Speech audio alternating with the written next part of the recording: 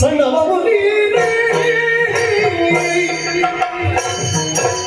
ಸಣ್ಣವನು ನೀನೇ ಬರುತ್ತಿದೆ ಇಂದು ನಗೆಯುತ್ತಾಳೆ ಬರುತ್ತಿದೆ ಇಂದು ನಗೆಯುತ್ತಾಳೆ